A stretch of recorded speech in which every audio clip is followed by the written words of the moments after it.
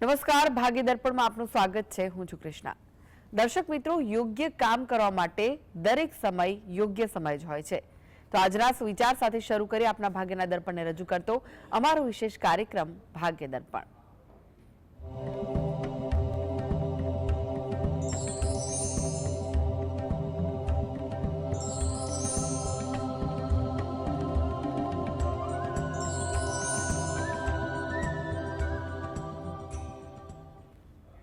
તો ભાગ્ય દર્પણમાં આપના પ્રશ્ન નિરાકરણ રાશિફળ પંચાંગ વિશે માહિતી અને માર્ગદર્શન આપવા માટે આપણી સાથે જોડાઈ ગયા છે જાણીતા જ્યોતિષાચાર્ય ડોક્ટર હેમિલભાઈ લાઠિયા। હેમિલભાઈ, ભાગ્ય દર્પણમાં આપનું સ્વાગત છે। નમસ્કાર। નમસ્કાર હેમિલભાઈ, સૌ પહેલા જાણવા માંગીશું આજના પંચાંગ વિશે શું કહે છે આજનું પંચાંગ?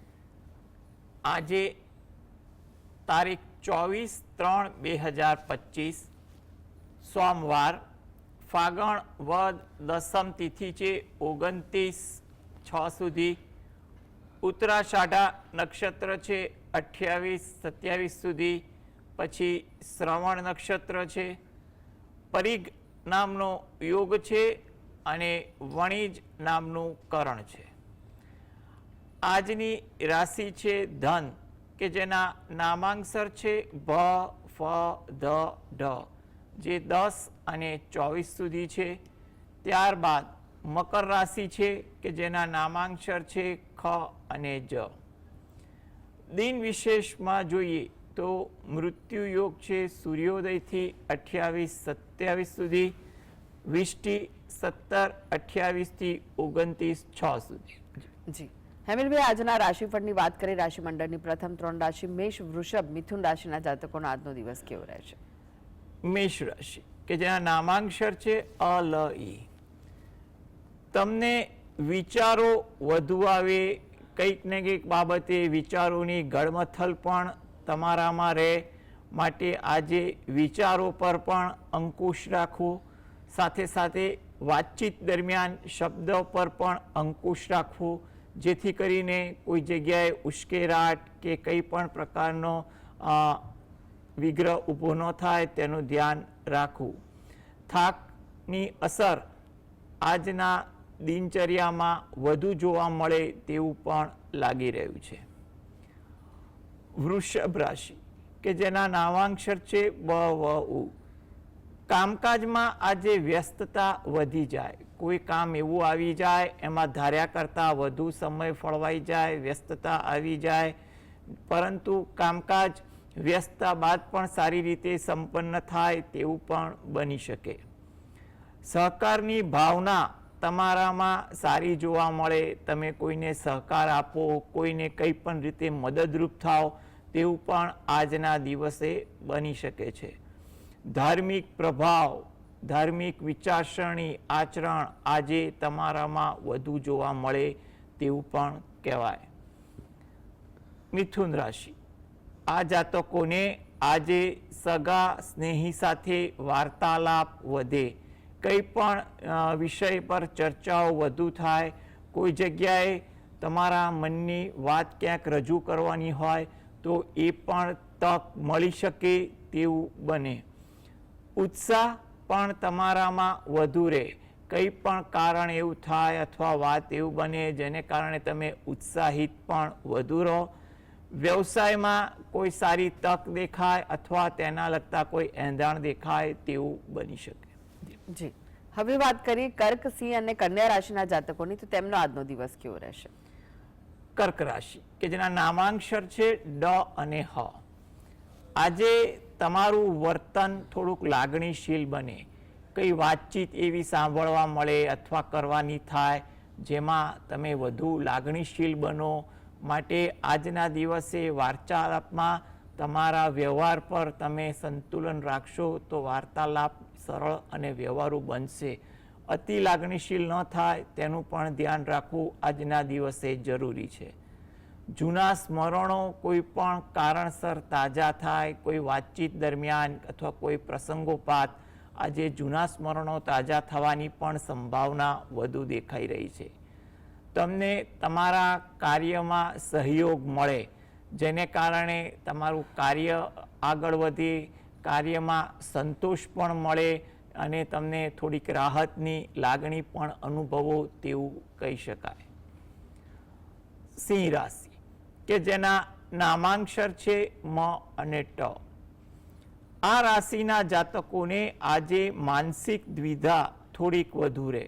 કંઈ પણ પ્રકારના વિચારો અથવા કંઈ પણ પ્રકારના બનાવોની યાદ આજે તમારા મગજમાં વધુ રહે, એને કારણે તમે થોડાક માનસિક દ્વિધામાં આવો, જેને કારણે તમે થોડાક અશાંતિ પણ અનુભવો અને જેને કારણે તમને ક્યાંક ઉશ્કેરાટ પણ આવી શકે. માટે આ બાબતે થોડુંક નિયંત્રણ રાખો તો તમારા માટે ઈચ્છનીય છે. આરોગ્ય અંગે થોડીક તકેદારી રાખવી. જે પણ નાની મોટી તકલીફો હોય તો તે અંગે થોડીક ચોકસાઈ રાખવી અને થોડી સજાગતા રાખશો તો આરોગ્ય અંગે પણ તમારી સમસ્યા નિયંત્રણમાં રહે તેવું આપણે કહી શકીએ. ધીરજનો અભાવ આજે તમારામાં વધુ જોવા મળે. કામકાજની બાબત હોય કે વાર્તાલાપ હોય, આજે તમે અધીરાપણું તમારા સ્વભાવમાં વધુ જોવા મળે. માટે એની કોઈ વિપરીત અસર વાર્તાલાપ કે કામકાજમાં ન પડે તેનું ધ્યાન રાખવું ઈચ્છનીય છે. આજે જેટલી ધીરજ અને જેટલી વ્યવહારુતા હશે એટલી તમને અનુકૂળતા પણ વધુ રહેશે. કન્યા રાશિ કે જેના નામાંક્ષર છે પ ઠ ણ. સાહસ વૃત્તિ આજે તમારા સ્વભાવમાં વધુ જોવા મળે. કંઈક કંઈક કરવાની તમન્ના તમને આજે વધુ જાગે. તમારા વાતચીતમાં, કામકાજમાં સાહસ વૃત્તિના ગુણ થોડાક વધુ દેખાય. કુટુંબને લગતું કોઈ કાર્ય કરવાનું હોય અથવા તેનું આયોજન થવાનું હોય, એમાં તમે તમારું પ્રત્યક્ષ કે પરોક્ષ રીતે કંઈ પણ રીતે મદદ કરવાની તત્પરતા રાખો તેવું પણ થઈ શકે. સહકર્મીને પણ તમે સહયોગ આપો, પ્રોત્સાહિત કરો અને તમને એનો સંતોષ પણ મળે. જી, એક દર્શક મિત્ર આપણી સાથે જોડાઈ ગયા છે, સંજયભાઈ છે. સંજયભાઈ, આપને જેમના માટે પ્રશ્ન પૂછવો હોય તેમની જન્મ તારીખ જણાવો. સાહેબ 5/1/1988. 5/1/1988. હા, તો સાહેબ કરિયરમાં કઈ જન્મ સમય કયો છે? 6:45 સવારે. જી, અને જન્મ સ્થળ? વિસનગર. જી, હવે પ્રશ્ન જણાવો, શું પૂછવું છે? કરિયર લાઈન કઈ પસંદ કરે છે? જી, જો કેરિયર વાઇઝ તમારે પસંદ કરવું હોય તો તમે મેનેજમેન્ટને લગતું કોઈ કામ શીખી શકો છો, ભણી શકો છો, અથવા તમારે કંઈ પણ પ્રકારની કન્સલ્ટન્સીને લગતું કોઈ પણ પ્રકારનું કામ કરી શકો છો. હવે તમે કયા ફિલ્ડમાં છો? જો તમે કોઈ સાયન્સ ફિલ્ડમાં હો તો તમે ફિઝિક્સને લગતું કે એ પ્રકારનું કરી શકો, અથવા તમે કોઈ પ્રકારનું શૈક્ષણિક કાર્ય, ટ્યુશન ક્લાસીસને લગતું પણ કોઈ કામ કરી શકો તેવા યોગ વધુ બળવાન છે. અને એમાં તમે કદાચ સફળ પણ થઈ શકો. અથવા કોઈ જગ્યાએ તમારે કમિશનને લગતું કામ કરવાનું હોય કે ટ્રેડિંગને લગતું કોઈ કામ કરવાનું હોય, એવી પણ વસ્તુઓમાં તમને થોડુંક કોઈ જગ્યાએથી ફાયદો થાય તેવું બને. પરંતુ તમે કેરિયરમાં જો શરૂઆત કરવાની હોય અને હાલમાં જો નોકરી ચાલુ હોય તો કેરિયરમાં નવું કરતાં પહેલાં તમે હાલની પરિસ્થિતિ નોકરીની કે વ્યવસાયની વિચારી અને આગળ જે કરવા માગતા હોય એ પણ પરિસ્થિતિ વિચારી અને પછી ધીરજ રાખીને આગળ વધો એ વધુ સારું. તેમાં પણ તમે જૂન મહિના પછી તમે આગળ વધુ વિચારવાનું રાખો એ વધુ અગત્યનું છે. ત્યાં સુધી તમે જૂન મહિના સુધી થોડી ધીરજ રાખો અથવા કંઈ પણ નાની નાની કાર્યવાહી કરો એ તમારા માટે વધુ અગત્યની છે. તમે જે પણ પ્રકારના ક્ષેત્રમાં છો અથવા નવા ક્ષેત્રમાં જવા માગતા હો એમાં સફળતા મળે તે હેતુથી દરરોજ જે સવારે ઘરે બેસીને ગાયત્રી ચાલીસાના પાઠ વાંચો. તમારી રોજિંદી ભક્તિમાં એક આ વાંચો અને અઠવાડિયામાં એકવાર કે મહિનામાં એકવાર તમે રહો છો એની નજીકમાં કોઈ મંદિર હોય તો ત્યાં દર્શન કરવા જઈ અને પીપળાના વૃક્ષને જળ વડે સિંચન કરી પ્રદક્ષિણા ફરો એ તમારા માટે વધુ ઉપયોગી છે. એટલે વ્યવહારુ અભિગમ રાખી આગળનો નિર્ણય લો એ વધુ અગત્યનું છે. જી, અનેક દર્શક મિત્ર જોડાઈ ગયા છે. બિપિનભાઈ છે. બિપિનભાઈ, આપને જેમના માટે પ્રશ્ન પૂછવો હોય તેમની જન્મ તારીખ જણાવો. હા બેન, મેડમ નમસ્કાર. આપનો અવાજ ધીમો આવી રહ્યો છે. મારી બેબીનો જન્મ તારીખ છે 24/12/2003. 24/12/2003. જન્મ સમય કયો છે? સાંજે 9:35. જી. અને જન્મ સ્થળ? ગાંધીનગર. પ્રશ્ન જણાવો, શું પૂછવું છે? એનું આપણો વૈવાહિક જીવન અને આર્થિક પરિસ્થિતિ કેવી રીતે એ મારે જાણવું છે. જો સૌપ્રથમ આર્થિક પરિસ્થિતિ અને તમારો જે બીજો પ્રશ્ન છે એ બંને બાબતે તમારે અત્યારે 2025ના જૂન મહિના સુધી થોડી ધીરજ રાખવી એ જરૂરી છે. આ બંને પ્રશ્ન અંગે તમારે ધીરજ અને સતત માર્ગદર્શન રાખીને તમારે આગળની કાર્યવાહી અંગે વિચારવું એ વધુ અગત્યનું છે. જૂન મહિના પછી પરિસ્થિતિ ધીરે ધીરે સુધરે અને એ પણ તમને ડિસેમ્બર માસ બાદ એટલે કે 2026માં એની સારી અસર દેખાય તેવું પણ બની શકે. એટલે તમે થોડાક હકારાત્મક અભિગમ સાથે યોગ્ય માર્ગદર્શન સાથે પ્રયત્નશીલ રહો એ વધુ અગત્યનું બને છે. આ હેતુથી જો એ પોતે દરરોજ જે સવારે શંકર ભગવાન અને પાર્વતી માતાનું ધ્યાન ધરી શંકર ભગવાનની એક માળા કરે તેમજ રાત્રે ઘરે બેસીને જ હનુમાન ચાલીસાના પાઠ વાંચે એ વધુ અગત્યનું છે. અઠવાડિયામાં એકવાર જો સમય મળે તો નજીકના શંકર ભગવાનના મંદિરે જઈ શિવ પાર્વતી માતાને પગે લાગી ત્યાં સમગ્ર જે દેવ ઉપસ્થિત હોય એને પગે લાગી પ્રાર્થના કરવી, જેથી કરીને આગળ સમય જે સારો આવી રહ્યો છે તો એમાં તમારા આ કાર્ય બંને પ્રશ્નોમાં ધીરે ધીરે સારા પરિણામ આવવા લાગે તેવું આપણે કહી શકીએ. જી. શંકરભાઈ જોડાઈ ગયા છે. શંકરભાઈ, આપને જેમના માટે પ્રશ્ન પૂછવો હોય તેમની જન્મ તારીખ જણાવો. 17/10/1964. જી. જન્મ સમય કયો છે? વહેલા સવારે 3:30 વાગે. અને જન્મ સ્થળ? ડભોઈ. પ્રશ્ન જણાવો, શું પૂછવું છે? પ્રશ્નમાં એવું છે કે આ દક્ષિણમાં મારો દરવાજો છે તો જી. તકલીફ બહુ આપે છે. ઘરમાં સુખ શાંતિ નથી. જો સૌપ્રથમ તો તમે એક મગજમાં વિચાર સારો રાખો કે દક્ષિણમાં દ્વાર હોવું પણ દક્ષિણમાં એક્ઝેક્ટ કઈ બાજુ છે. કારણ કે દક્ષિણમાં જો અગ્નિ ખૂણા તરફ થોડું વધારે જતું હોય કે પછી નૈઋત્ય ખૂણા તરફ જતું હોય કે પછી એક્ઝેક્ટ દક્ષિણ દિશામાં છે એ તમે સ્થાનિક માર્ગદર્શન તમે લો વિદ્વાનનું એ અગત્યનું છે. ખાલી દક્ષિણ દિશામાં દ્વાર હોવાથી તકલીફો મુસીબતો આવે એવું જરૂરી નથી. કારણ કે ઘરમાં કઈ જગ્યાએ કેવી ગોઠવણી છે એમાં પણ કોઈ ભૂલ છે એ પણ જોવું અગત્યનું છે. તદ ઉપરાંત જોવા જઈએ તો ગોચરના ગ્રહ પણ આમાં જોતા હોય છે. એટલે વર્તમાન પરિસ્થિતિ કુંડળી મુજબ જોવા જઈએ ને તો પણ એટલું કહી શકાય કે હાલના તબક્કે થોડી ધીરજ રાખો તો વધુ સારું છે. મે મહિના પછી પરિસ્થિતિ ધીરે ધીરે સુધરે તેવું કહેવાય. અને જો તમારે દક્ષિણ દિશાનું દ્વાર હોય, મનમાં દ્વિધા રહેતી હોય તો તમારા દક્ષિણ દિશાના જે મુખ્ય દ્વાર જે છે એટલે કે ડ્રોઈંગ રૂમ આગળ જે દક્ષિણ દિશાનું દ્વાર પડ્યું તો અંદરની સાઈડ એટલે કે ડ્રોઈંગ રૂમમાં તમારા દ્વારની ઉપર ગણપતિ દાદાની કંઈ પણ પ્રકારની જે છબી એટલે કે ફોટો હોય, ગણપતિ દાદા બેઠા હોય એવો એ તમે ત્યાં સ્થાપિત કરી દો અને દરરોજ જે ગણપતિ દાદાને પ્રાર્થના કરો તો પણ તમારા માટે રાહત મળે તેવું કહી શકાય. અને ઘરમાં જો આ પ્રકારની અન્ય તકલીફો રહેતી હોય તો દરરોજ જે સાંજે અથવા અઠવાડિયામાં 2 વાર સુંદરકાંડના પાઠ તમે વાંચો અથવા સાંભળો. તમે અથવા ઘરની કોઈ પણ વ્યક્તિ જો આ વાંચે અથવા સાંભળે ઘરમાં તો એનું વાતાવરણ પણ શુદ્ધ થશે તેવું કહી શકાય. એટલે સુંદરકાંડના પાઠ એવું કહેવાય છે કે ઘણી બધી વાસ્તુદોષની સમસ્યાઓમાં રાહત આપતા હોય છે અને પરિસ્થિતિમાં પણ સુધારો આપતા હોય છે. તો સુંદરકાંડના પાઠ તમે અઠવાડિયામાં 1 વાર કે 2 વાર સાંભળવાનું રાખો અને ગણપતિ દાદાનો જ્યાં ફોટો લગાવવાનો કીધો ત્યાં લગાવી અને રોજ જે પગે લાગો તો પરિસ્થિતિ સુધરે તેવું આપણે કહી શકીએ. જી. અનેક દર્શક મિત્ર જોડાઈ ગયા છે. વિજયભાઈ છે. વિજયભાઈ, આપને જેમના માટે પ્રશ્ન પૂછવો હોય તેમની જન્મ તારીખ જણાવો.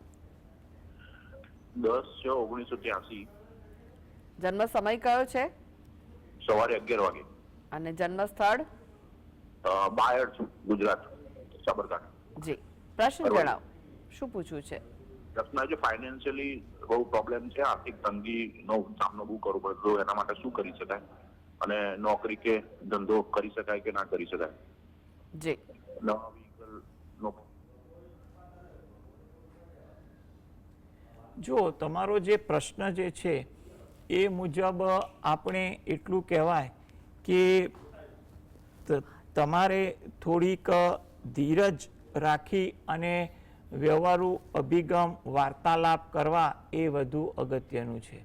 તમે દરરોજ જે સવારે શંકર ભગવાનના જે શિવ દરિદ્ર દહન સ્તોત્રના પાઠ છે એ વાંચો અથવા સાંભળો એ પણ જરૂરી છે.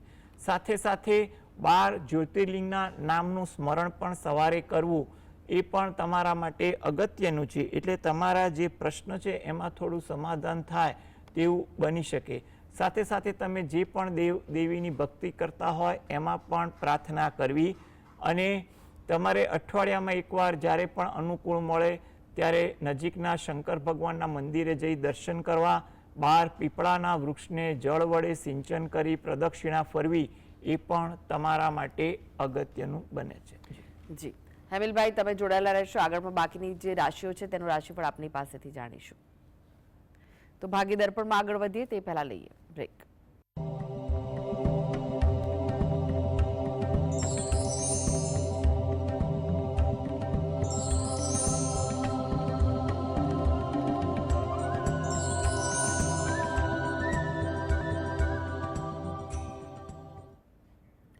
બ્રેક બાદ આપનું સ્વાગત છે. આપણી સાથે જોડાયેલા છે જાણીતા જ્યોતિષાચાર્ય ડોક્ટર હેમિલભાઈ લાઠિયા. હેમિલભાઈ, એક દર્શક મિત્ર આપણી સાથે જોડાઈ ગયા છે, જગદીશભાઈ છે. જગદીશભાઈ, આપને જેમના માટે પ્રશ્ન પૂછવો હોય તેમની જન્મ તારીખ જણાવો. મારા માટે 30/10/57 રાજકોટ વહેલી સવારે 4 વાગે. જી, પ્રશ્ન જણાવો.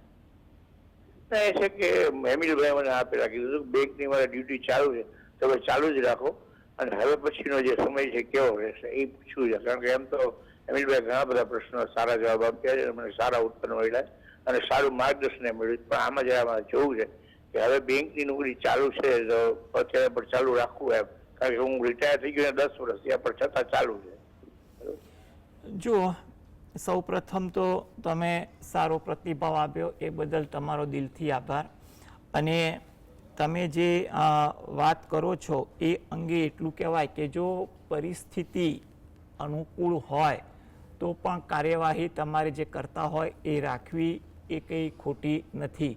એટલે તમને અનુકૂળતા પર હવે વિચારો તો વધુ સારું, કારણ કે અત્યારે તમારે હવે પરિસ્થિતિ જોઈ અને નિર્ણય લેવો એ વધુ હિતાવહ લાગી રહ્યું છે.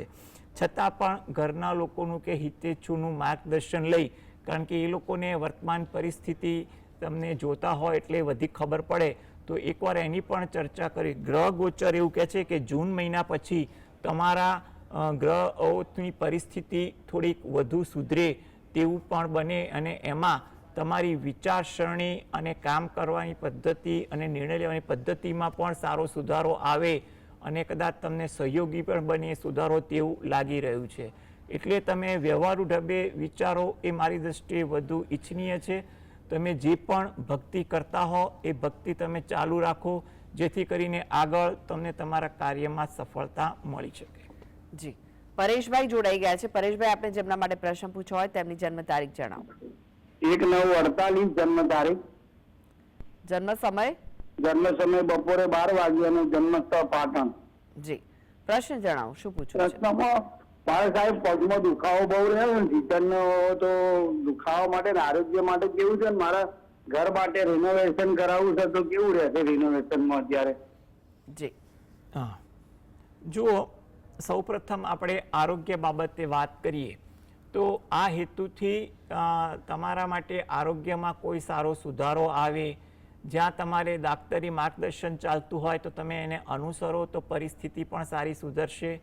તમે દરરોજ જે સવારે ઘરેથી જ સ્નાનાદિથી નિવૃત્ત થઈ સૂર્ય ભગવાન સામે 2 હાથ જોડી અને સૂર્ય ભગવાનના કોઈ પણ મંત્રનો જાપ કરો અને સૂર્ય ભગવાનને પ્રાર્થના કરો એ વધુ અગત્યનું છે. તદ ઉપરાંત તમે ઘરે બેસીને રામ રક્ષા સ્તોત્રના પાઠ અને હનુમાન ચાલીસાના પાઠ વાંચો અથવા સાંભળો એ પણ વધુ અગત્યનું લાગી રહ્યું છે. હવે તમારે જો મકાનમાં રિનોવેશન કરાવવાનું છે તો તે અંગે જોઈએ તો હાલમાં 2025માં તમે એનું આયોજન કરો તો એ થઈ શકે તેવા પણ યોગ દેખાઈ રહ્યા છે. એટલે તમે એના માટે પણ આયોજન કરો. પણ રિનોવેશનમાં તમારે ધાર્યા કરતાં વધુ નાણાં ના ખર્ચાય કે રિનોવેશનમાં ધાર્યા કરતાં વધુ સમય ન થઈ જાય તેનું પણ ચોક્કસ ગણતરી, આયોજન અને એનું પ્લાનિંગ પ્રોપર કરજો. એ તમારા માટે અગત્યનું છે.